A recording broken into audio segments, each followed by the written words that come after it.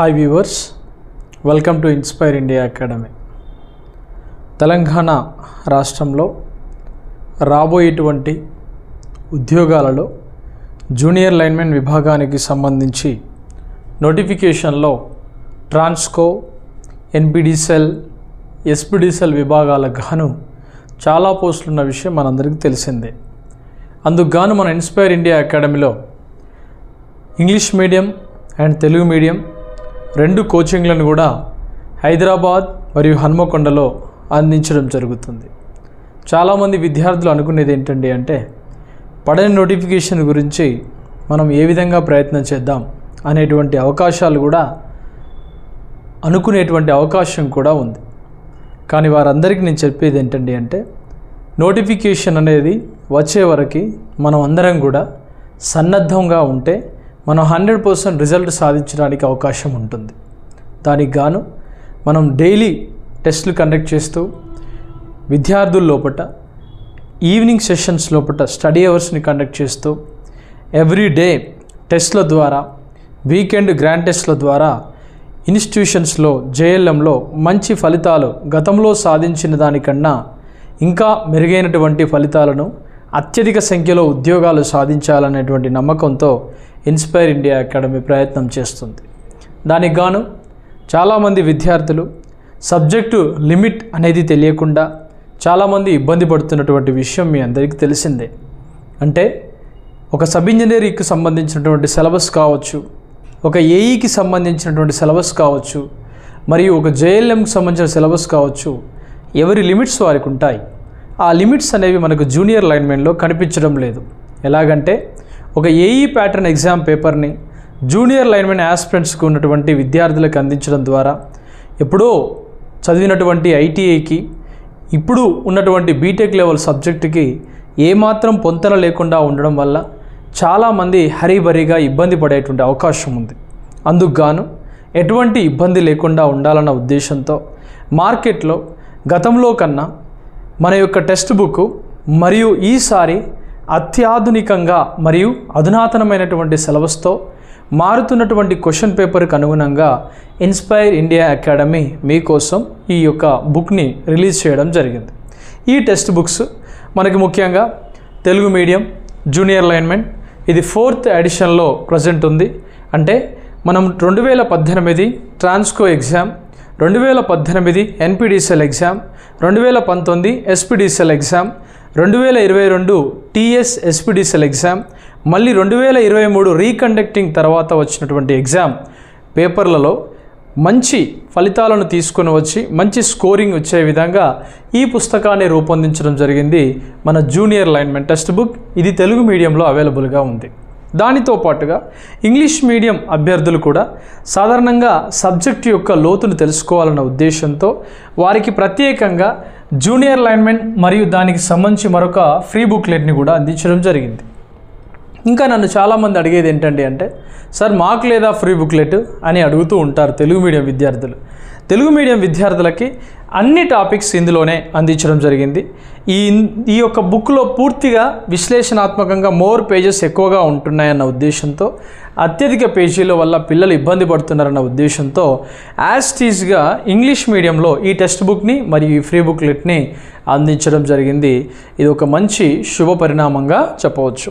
ఇంకా మనం ముందుకెళ్దాం. ఇప్పుడు మార్కెట్లో ఉన్నటువంటి అన్ని టెక్స్ట్ బుక్స్ కన్నా జూనియర్ లైన్మెన్ మన టెక్స్ట్ బుక్ అనేది ఎక్సలెంట్గా అన్ని బుక్ స్టాల్స్ లోపల మరియు అమెజాన్లో కూడా అవైలబుల్గా ఉంది. మీకు ఇంకా ఏమైనా డౌట్స్ కనుక ఉండేది ఉంటే మీరు ఈ నెంబర్ కాల్ చేయండి. 63093983006 కాల్ చేస్తే మీకు పూర్తి వివరాలు అనేవి తెలపడం జరుగుతుంది.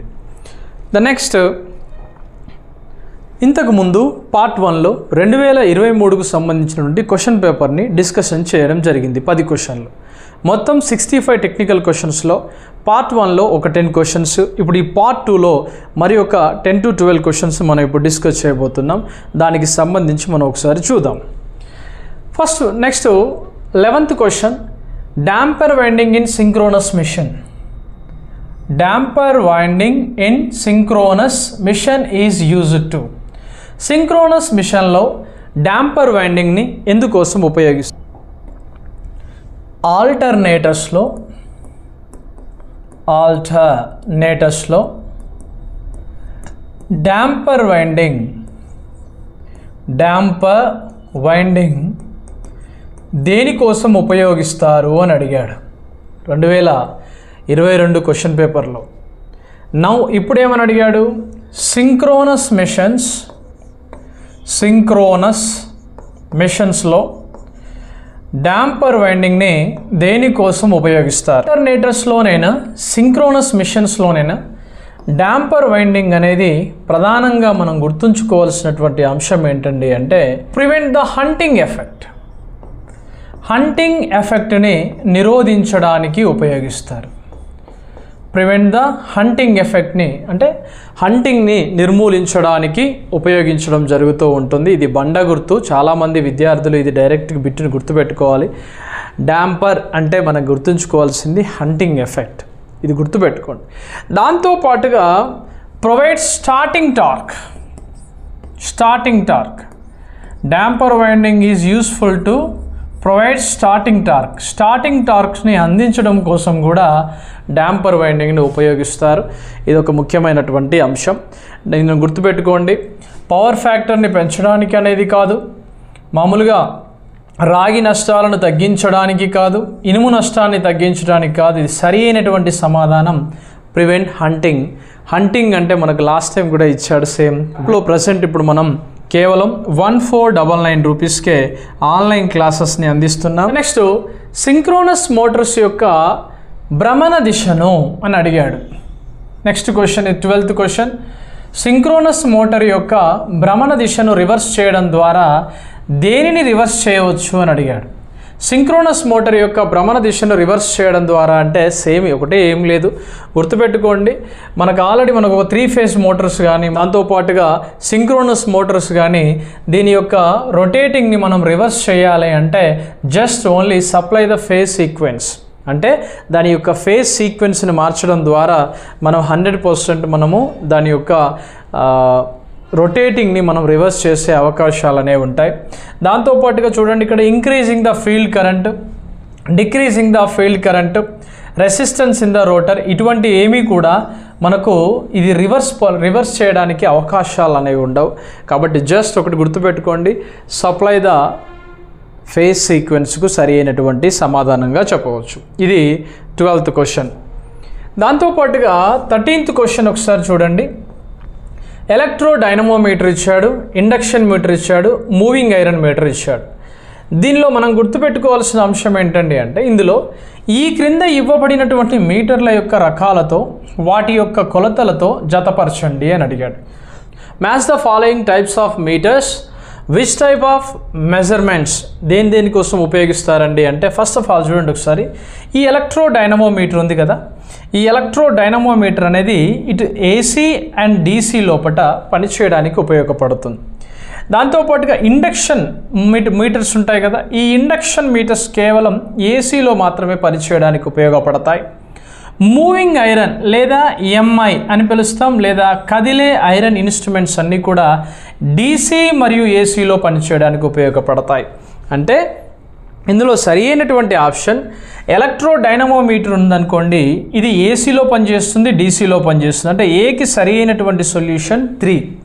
అంటే ఇక్కడ ఉంది, అంటే సిఎన్ఏ కావచ్చు, డిఎన్ఏ కావచ్చు. ఇండక్షన్ మీటర్ విషయానికి వస్తే ఏసీ మాత్రమే, అంటే ఇక్కడ చూడండి ఒకసారి, ఇండక్షన్ మీటర్లో ఏసీకి సంబంధించి 2 ఉంది, అంటే డి ఆప్షన్ సరిగ్గా వచ్చే అవకాశం ఉంది. దాంతోపాటుగా మూవింగ్ ఐరన్ ఇన్స్ట్రుమెంట్స్ విషయానికి వస్తే C is the right answer. అంటే ఇక్కడ సికి కూడా మనకు 3 అనే లింక్ వచ్చింది. అంటే ఇక్కడ మనం చూస్తే ఇందులో ఎంసీ కూడా ఉంటాయి మరియు మీరు చదివినట్టుగా ఎంఐ ఇన్స్ట్రుమెంట్స్ కూడా ఉంటాయి. ఎంసీ ఇన్స్ట్రుమెంట్స్ అన్నీ కూడా మనకి ఎందులో పనిచేస్తాయి, డీసీ ఎన్విరాన్మెంట్లో పనిచేస్తాయి. ఎంఐ ఇన్స్ట్రుమెంట్స్ అన్నీ కూడా ఎందులో పనిచేస్తాయి అంటే డీసీ అండ్ ఏసీ లోపల పనిచేయడానికి ఉపయోగపడతాయి.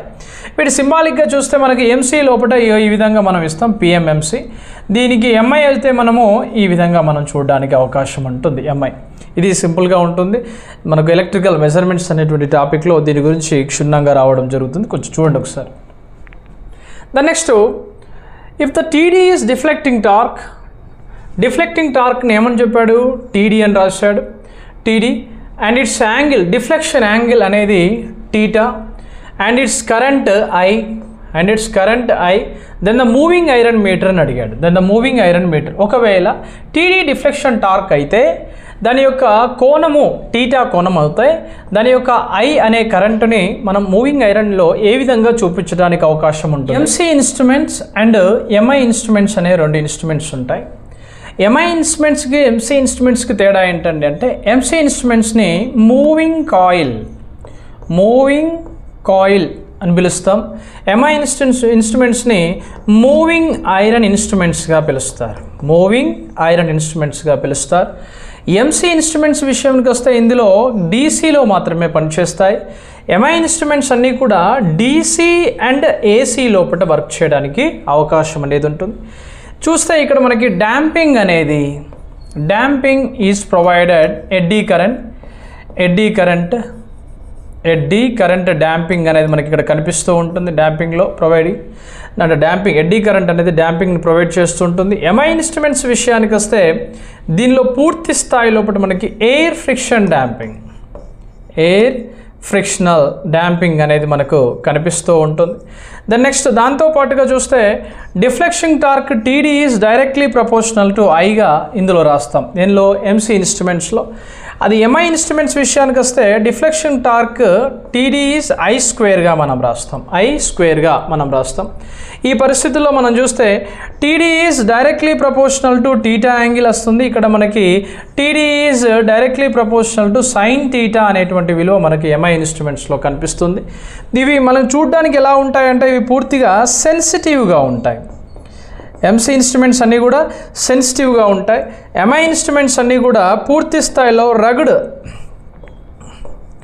కొంచెము హార్డ్లీగా కనిపిస్తూ ఉంటాయి. దీని లోపల నో హిస్టారిసస్ లాసెస్ అనేవి కనిపిస్తూ ఉంటాయి. నో హిస్టారిసస్ లాసెస్ అనేవి కనిపిస్తాయి. ఇందులో మనకి మెయిన్గా స్ట్రే లాసెస్ వల్ల ఎర్రర్స్ అనేవి కనిపించడానికి అవకాశం అనేది ఉంటుంది. ఎంసీ ఇన్స్ట్రుమెంట్స్ అండి, ఎంఐ ఇన్స్ట్రుమెంట్స్. దీని సింబల్ చూస్తే మనం ఇలా కనిపిస్తూ ఉంటుంది. ఇది MI instrument symbol, MC instrument symbol.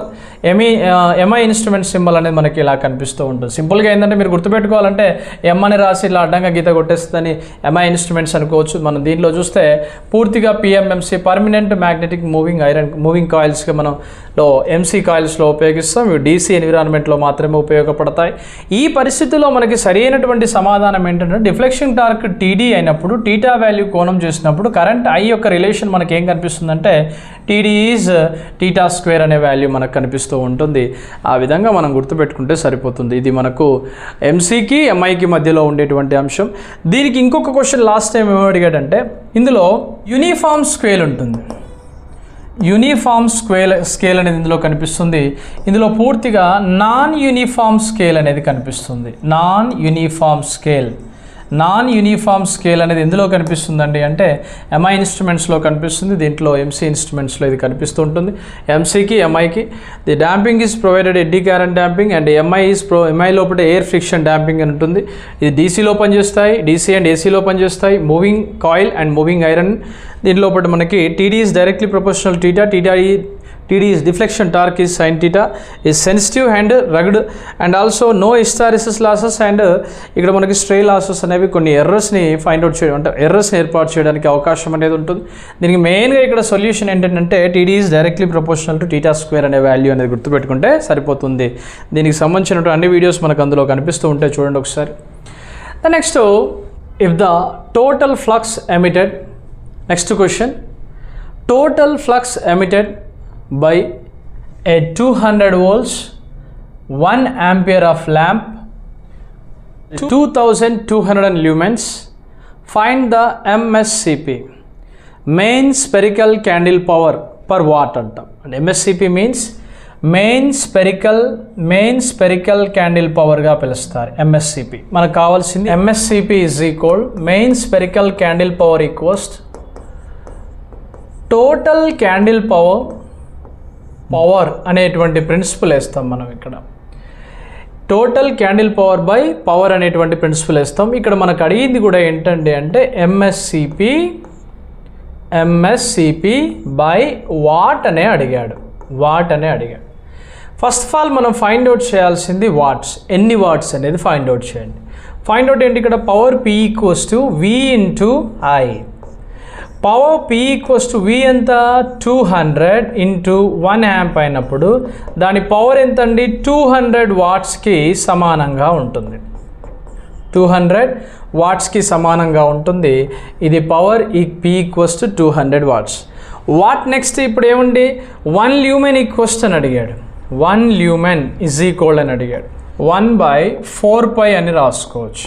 1/4π అని రాయండి. 1/4π క్యాండిల్ పవర్గా మనం రాసుకుంటే సరిపోతుంది. ఇప్పుడు ఇచ్చినటువంటి ఈ ప్రిన్సిపల్స్లో ఎన్ని ల్యూమెన్స్ ఇచ్చాడు, అక్కడ ఒక ల్యాంప్ యొక్క ల్యూమెన్స్ అనేది 2200 ల్యూమెన్స్ ఇంటూ 1/4π. 1/4π మీన్స్ 12.56గా రాసుకోవచ్చు. 12.56గా మనం రాయొచ్చు. వన్ జా అండ్ ఆల్సో 175 జా అని మనం చూసినప్పుడు 175 ఇంటూ 12.56 అంటే ఎంత వస్తుంది మనకి 175 రావడం జరుగుతుంటుంది. అంటే ఇక్కడ మనకి ఇక్కడ ఇచ్చినటువంటి వాల్యూని మనం ఎందులోకి మార్చాము, క్యాండిల్ పవర్లోకి మార్చాము. క్యాండిల్ పవర్లోకి మార్చగానే టోటల్ క్యాండిల్ పవర్స్ ఎన్ని వచ్చినాయండి 175 వచ్చాయి. దాంతోపాటుగా మనకి ఏమిచ్చాడు ఇక్కడ టోటల్ పవర్ ఎన్ని వాట్స్ వచ్చాయి 200 వాట్స్ ఇచ్చాడు. 25 జా 25 8 జా వేస్తే మనకు 7/8 వస్తుంది. 7/8 లోపల మనం చూస్తే 7 తీసుకున్నాం అనుకోండి, దాదాపుగా 7 8 జా 864 అని మనం చూసినప్పుడు ఇక్కడ 6 వస్తుంది, మళ్ళీ 0 వస్తుంది, తర్వాత 756 అంటే 56 అంటే దాంతోపాటుగా మళ్ళీ 4 ఉంది. ఇక్కడ మనం 8×5 అంటే ఆల్మోస్ట్ మనకి ఎంత కనిపిస్తుందండి అంటే 0.875 అనేటువంటి ఆన్సర్ అనేది రావడం జరుగుతూ ఉంటుంది. 0.875 అంటే ఇక్కడ MSCP means main spherical candle power, total candle power by పవర్గా రాయాలి. మనం టోటల్ క్యాండిల్ పవర్లోకి మార్చాలి అంటే వచ్చింది ఉన్నదేంటి ఇక్కడ ల్యూమెన్స్. ఈ ల్యూమెన్స్లో ఉన్నటువంటి విలువని మనం ఏం చేయాలి 2200ని ల్యూమెన్స్ని మనం క్యాండిల్ పవర్లోకి మార్స్తే 1/4π అవుతుంది.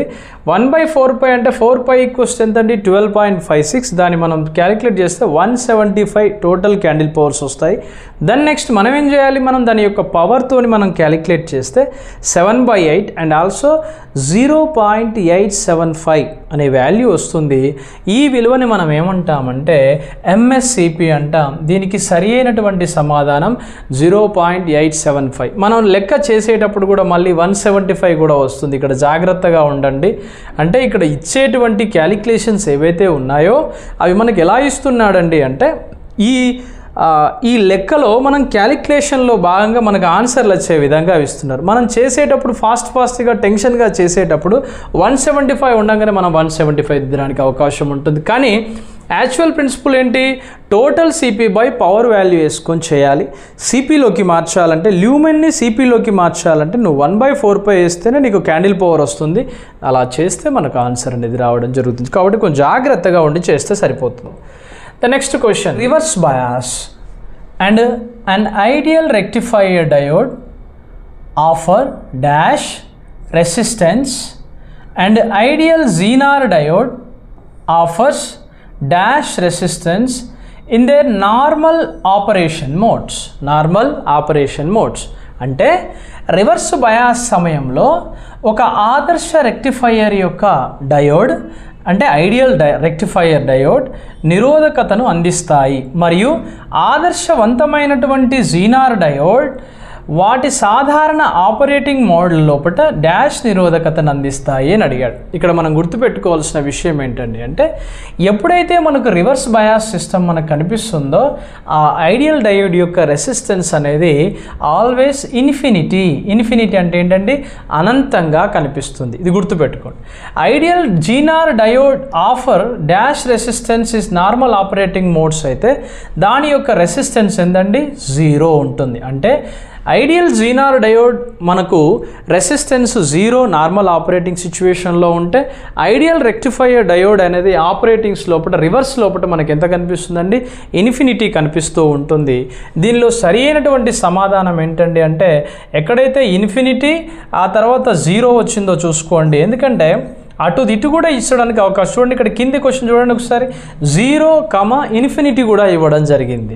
అంటే ఇక్కడ 0, ఇన్ఫినిటీ, 0 అన్నప్పుడు మనం దేనికి టిక్ చేయాలి, ఇన్ఫినిటీ, 0. రివర్స్ బయాస్ సిస్టమ్ లోపల మనకి అనంతమైనటువంటి విలువ చూపిస్తుంది. మరియు నార్మల్ ఆపరేటింగ్ మోడ్స్లో మాత్రం రెసిస్టెన్స్ వాల్యూ ఆఫర్ చేసేది 0 విలువను చూపించడం జరుగుతూ ఉంటుంది. ఇది ఇన్ఫినిటీ, 0 విలువకు సంబంధించింది. The next, the average output of full wave rectifier 140 volts. 140 volts.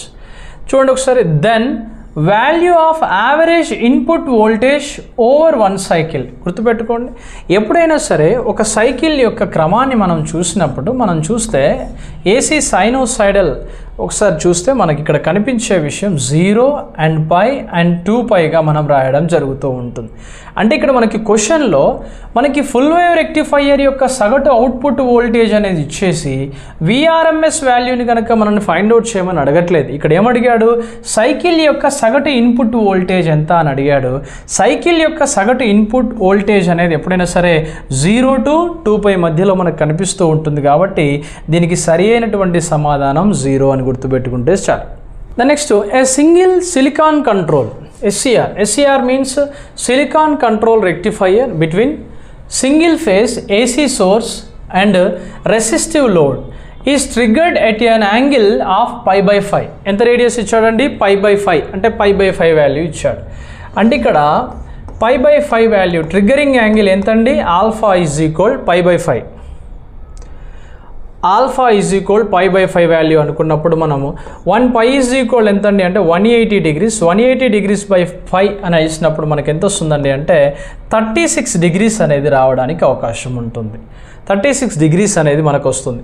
ఈ 36 degreesలో మనకు కావాల్సింది ఏంటి, ద కండక్షన్ యాంగిల్. ఏమడిగాడండి, the conduction angle in 1 cycle. The conduction angle is 1 cycle అని అడిగినప్పుడు మనం గుర్తుపెట్టుకోవాల్సిన విషయం ఏంటంటే θ ఈజ్ ఈక్వల్ π మైనస్ ఆల్ఫా అనే వాల్యూని మనం రాయాలి. ఇక్కడ θ ఈజ్ ఈక్వల్ π మైనస్ ఆల్ఫా అంటే ఏంటంటే ఇక్కడ ఇది ఎంత ఉందండి, ఆల్మోస్ట్ ఇది 180 degrees. 180 degrees నుంచి మనం ఎంత తీసేస్తామండి, 36 degrees తీసేసినప్పుడు మనకు వచ్చేటువంటి విలువ 144 degrees అనేది రావడం జరుగుతూ ఉంటుంది. 144 degrees అనేది రావడం జరుగుతూ ఉంటుంది. అంటే ఇక్కడ ఒక ఏసీ మూలము లేదా సోర్స్ యొక్క రెసిస్టివ్ లోడ్ మధ్య అనుసంధానించబడిన ఒకే SCR సిలికాన్ కంట్రోల్ π/5 రేడియన్ల కోణము ట్రిగ్గర్ అవ్వబడుతుంది.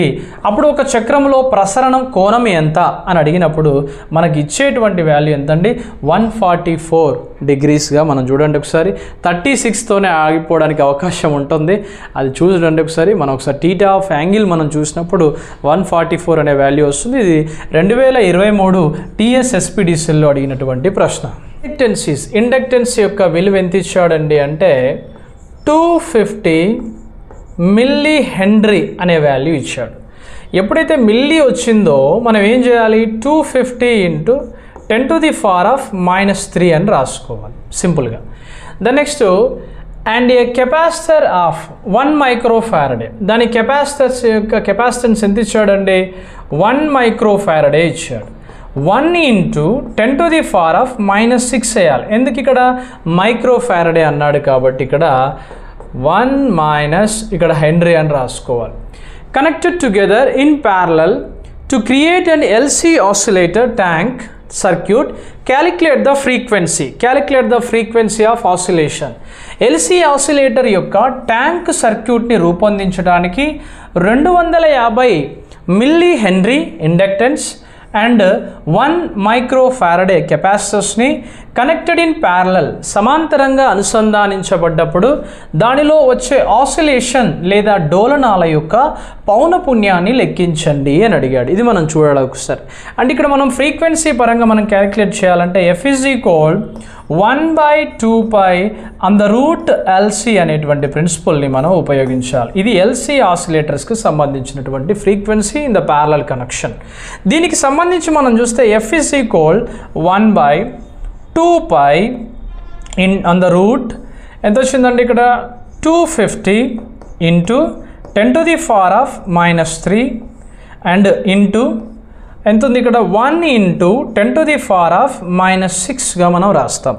6 + 3 అంటే ఎంత అవుతుంది -9. ఈ విధంగా F is equal 1/2π250 into 10⁻⁻9గా మనం రాస్తాం. ఇక్కడ ఉన్నటువంటి ఈ క్యాలిక్యులేషన్స్లో F is equal 1/2π ఇక్కడ మనం ఒకసారి చూడండి, ఒకసారి విడదీయండి. 25 into 10 into 10⁻⁻9 అని రాస్తే దీంట్లో నుంచి మనం దీన్ని తీసేసామనుకోండి, ఒకటి తీసేస్తే మనకి ఎంత వస్తుందండి 8 అనేది వస్తుంది. అప్పుడు ఏమొస్తుంది F is equal 1/2π next 25 into 10⁻⁻8గా రాస్తాం. నెక్స్ట్ క్యాలిక్యులేషన్స్లో ఏమొస్తుంది F is equal 1/2π రూట్ని క్యాలిక్యులేట్ చేయాలంటే 5² కాబట్టి 5 into 10⁻⁻4 అనే వాల్యూని మనం రాస్తాం. మనకు 10,000/2π into 5 అనేది వస్తుంది. 5 ఒకట్ల అండ్ 5 2000లో అంటే ఇక్కడ నీకు F is equal ఏమవుతుందండి అంటే 2000/2π అవుతుంది. అంటే వచ్చినటువంటి విలువ ఎంతకు సమానంగా ఉంటుందంటే 2000 హెడ్జెస్కి ఈక్వల్గా ఉంటుంది. 2π అనేది మనం చూస్తే ఒకసారి ఇక్కడ చూడండి 2000 హెడ్జెస్ అంటే ఇందులో సరి అయినటువంటి సమాధానంగా చెప్పొచ్చు 2000 హెడ్జ్. యాంప్లిఫైయర్గా పనిచేసే BJTని దేనిలో పనిచేస్తూ ఉంటుంది అని అడుగుతూ ఉన్నాడు. ఇక్కడ చూడండి ఒకసారి, BJT means bipolar junction transistor అని పిలుస్తారు. బైపోలార్ జంక్షన్ ట్రాన్సిస్టర్గా పిలుస్తారు BJT యాంప్లిఫైయర్లో. యాంప్లిఫైయర్గా పనిచేసే BJT దేనిలో పనిచేస్తూ ఉంటుందంటే ఎప్పుడైనా BJTలో యాంప్లిఫైయర్ పరంగా మనం చూస్తే యాక్టివ్ రీజియన్ ఓన్లీ అని పిలుస్తాం. యాక్టివ్ రీజియన్లో మనకు కనిపిస్తూ ఉంటుంది. ఇక్కడ మనం చూడాల్సినటువంటి సమాధానాలకు ఇవి. మీన్స్ యాక్టివ్ రీజియన్ దాంతోపాటుగా cut off region next saturation